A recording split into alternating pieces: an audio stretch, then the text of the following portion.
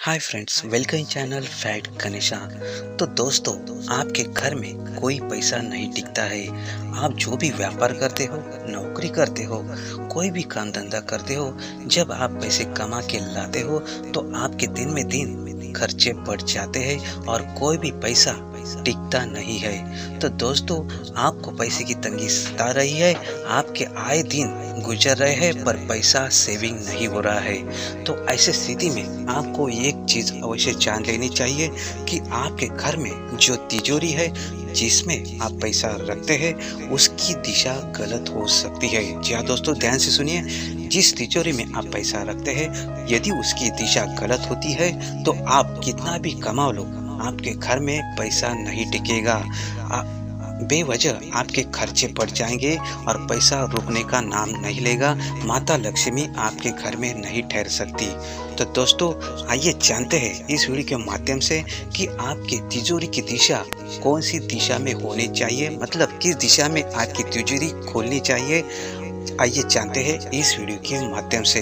तो दोस्तों, इससे पूर्व मेरे चैनल को सब्सक्राइब अवश्य करें और बेल आइकन प्रेस करके ऑल बटन पर क्लिक जरूर करें। तो चलो शुरुआत करते हैं वीडियो से।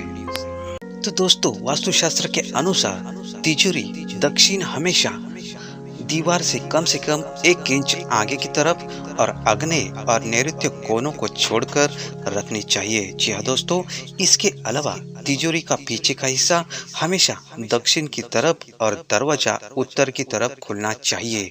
यानी कि दोस्तों, ध्यान में रखिए, आपकी तिजोरी हमेशा उत्तर की तरफ, मतलब उत्तर दिशा की ओर खुलनी चाहिए। इससे आपके धन में वृद्धि होती है, मतलब आपके आए दिन में पैसे में बढ़त हो जाती है, मतलब पैसे बढ़ने लगते हैं। और दोस्तों ध्यान रखिए, तिजोरी जिस कमरे में रखी गई हो उस कमरे में सिर्फ एक ही प्रवेशद्वार होना चाहिए, मतलब एक ही दरवाजा होना चाहिए। तो दोस्तों, खास बात यह है कि इस कमरे में लगा दरवाजा 2 किवाड़ों वाला होना चाहिए, मतलब 2 दरवाजे एक ही दरवाजे में होना चाहिए, मतलब दोनों साइड से, राइट और लेफ्ट साइड से खुलना चाहिए। तो दोस्तों, ऐसा दरवाजा होता है तो आपके घर में खूब पैसा आएगा और खूब टिकेगा। और दोस्तों, जिस कमरे में तिजोरी रखी गई हो उस कमरे में आग्नेय, नैऋत्य, वायव्य तथा दक्षिण दिशा में कभी कोई दरवाजा नहीं होना चाहिए। ध्यान में रखिए, इस दिशा में दरवाजा नहीं होना चाहिए। तो दोस्तों, तिजोरी वाला कमरा उत्तरी हिस्से में होने से फायदा मिलता है, जबकि अगर इस दरवाजे का मुंह पूर्व या उत्तर दिशा में खुलता हो तो वो वास्तु के अनुसार अत्यंत शुभ माना जाता है।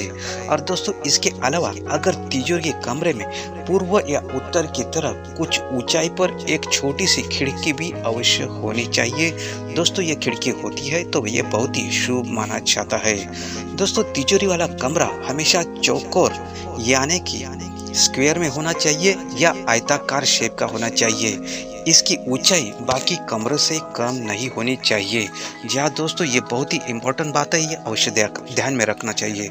तो दोस्तों, जाने किस दिशा में तिजोरी का मुंह होने से मिलता है कैसा फल, मतलब अलग अलग दिशा में यदि आप तिजोरी रखते हैं तो इसका फल आपको क्या मिलता है। तो दोस्तों, ईशान कोण में रखी गई तिजोरी से अर्थनाश होता है। जी हाँ दोस्तों, यदि आपकी तिजोरी ईशान कोण में रखी गई तो इससे आपके घर में पैसा नहीं टिकता है। और दोस्तों, यदि आग्नेय कोण में रखी गई तिजोरी से बेमतलब का खर्चा होता है। जी हाँ दोस्तों, इससे आपके अनजाने खर्चे बढ़ जाते हैं, फालतू के खर्चे बढ़ जाते हैं। और दोस्तों, नैऋत्य कोण में रखी गई तिजोरी से कुछ समय पैसा अच्छी तरह से इकट्ठा होता है, लेकिन फिर जल्दी से खर्चा भी होता है और चोरी भी हो सकती है। जी हाँ दोस्तों, ध्यान में रखिए, नैऋत्य कोण में रखी गई तिजोरी में ये रिजल्ट देखने को मिलता है। तो दोस्तों, जिस तिजोरी या अलमारी में पैर नहीं होते हैं वहाँ पैसा नहीं रखना चाहिए। जी हाँ दोस्तों, जिस तिजोरी के पैर नहीं होते हैं उसमें पैसा नहीं रखना चाहिए, यानी कि पैसा टिकता नहीं है और अचानक खर्चा हो जाता है, अचानक खर्चे बढ़ जाते हैं। और दोस्तों, तिजोरी के खाने में, तो दोस्तों तिजोरी में खाने की सुगंधित द्रव्य जैसे स्प्रे, अगरबत्ती नहीं रखनी चाहिए। इससे आपकी वित्त हानि होती है, पैसों में अनजाने खर्च हो जाते हैं और माँ लक्ष्मी यहाँ रुकती नहीं है, टिकती नहीं है। दोस्तों, इस तरह तिजोरी इस दिशा में रखने से आपको मिलता है फायदा। दोस्तों यदि आपकी तिजोरी इस दिशा में नहीं है तो दोस्तों इस दिशा में अवश्य करिए, क्योंकि इससे आपको फायदा ही होगा।